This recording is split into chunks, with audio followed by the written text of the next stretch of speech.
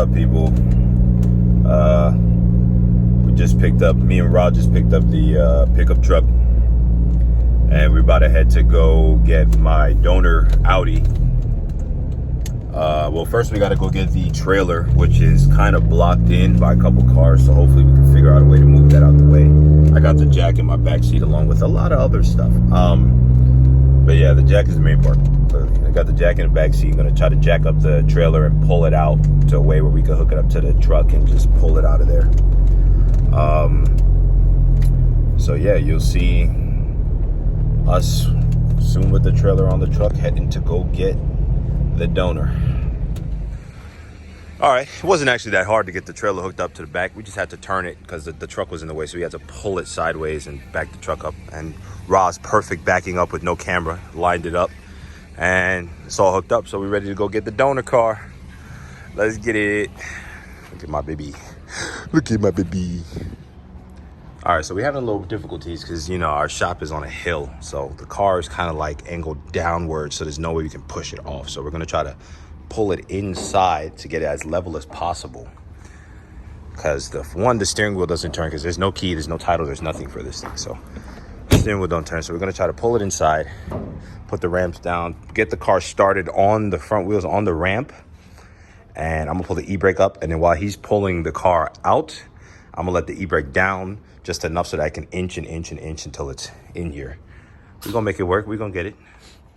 So I was so excited that we got it inside, I completely forgot to start recording. But got it in, got the door down. I started taking stuff apart already so that I can get it. I already got it jacked up.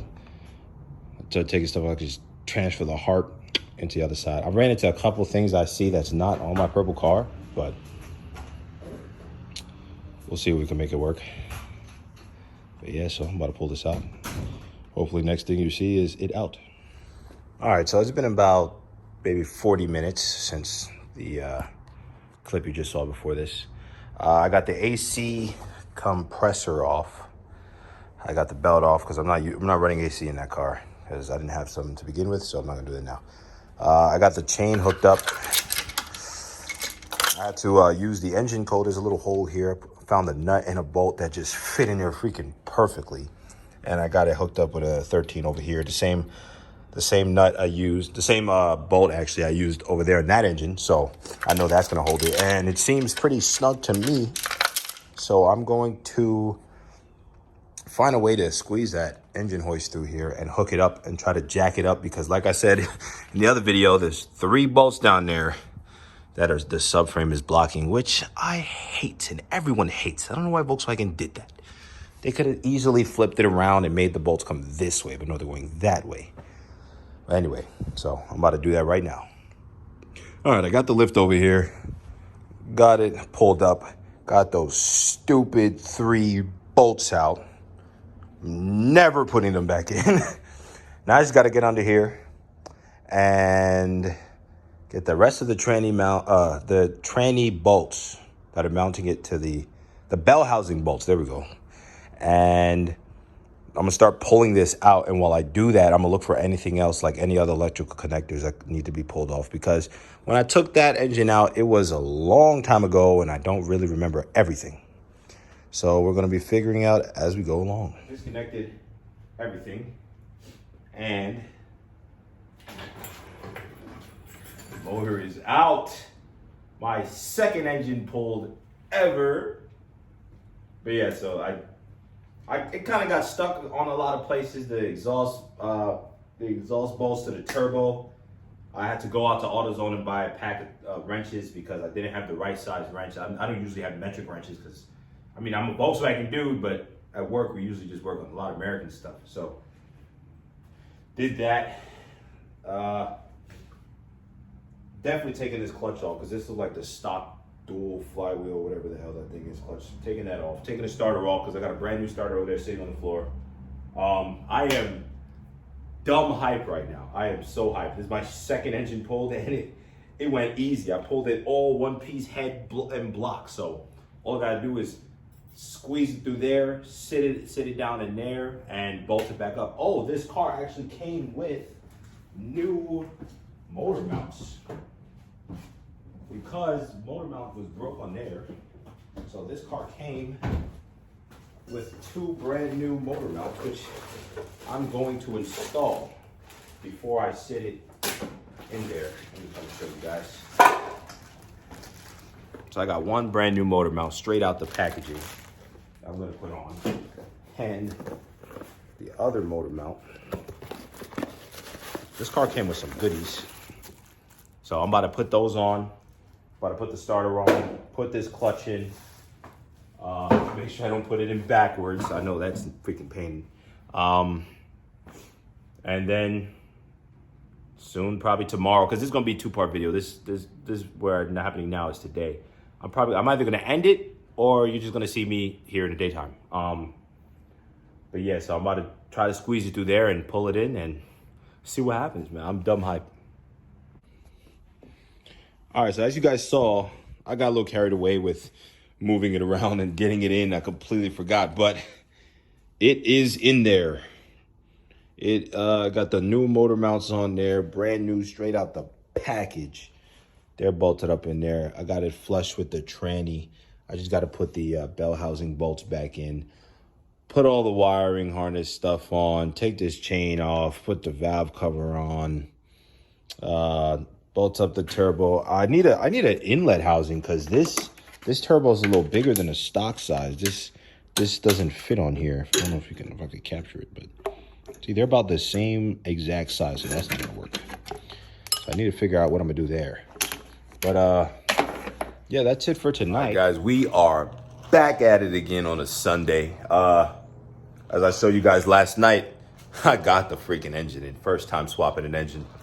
I gotta say, it wasn't that difficult. At some points, I was like, yo, I'm about to junk this engine. I'm about to throw this car away. But I got it done. I mean, if I could get it done, that means any one of y'all could get it done. So I got breakfast. I'm gonna sit down and eat first, but then I'm gonna get back to trying to plug in all these hoses and connections. And I gotta change this timing belt on here because it is destroyed. You can see that.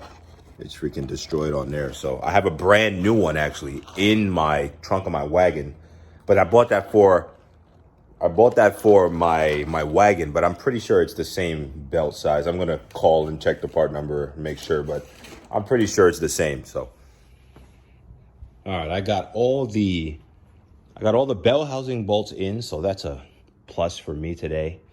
I got the alternator. I don't know if this was on before. I don't remember. I'm pretty sure the old one was on. I took the old one off.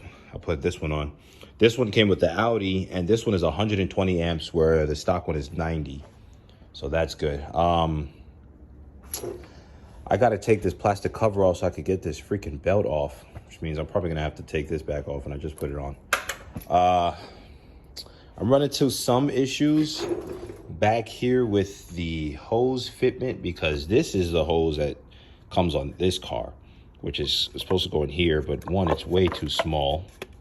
It doesn't, well, actually, it sits in there fine, but there's just no way to really angle this sitting in there, because the one that comes with the car is, where is it? Where is the one that comes with the car?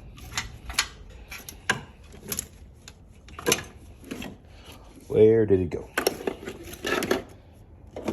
I don't seem to see it, but the one that came with the car is just like a straight and a little curve angle and went down. I don't know where it is. If I find it, I'll throw it in the next clip. But yeah, I'm trying to figure that out. I'm trying to see if there's a way I can just take that one and try to hook it up over there. But I also had to cut this knock sensor. I had to cut the old one off and put it and wire it up. I had to wire it up to here.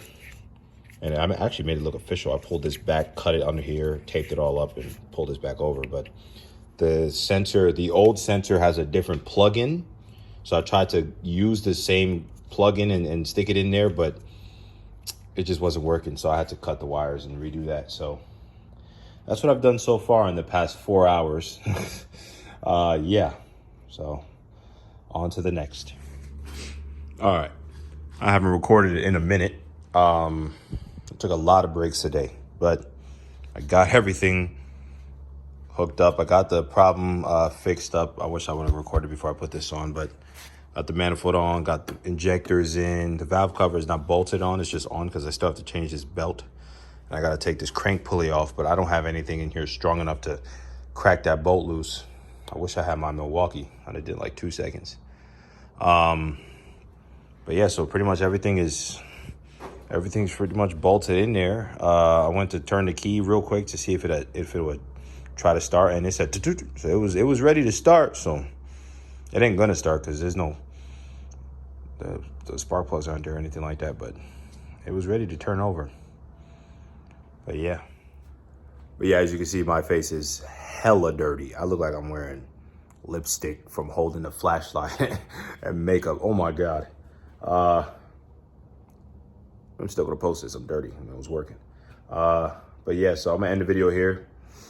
Got work tomorrow. After work, I'll probably come back and see if I can get this bolt off, because we have an air tank here, right here. We just need the right fittings to put an air gun on there, so we're gonna check that out.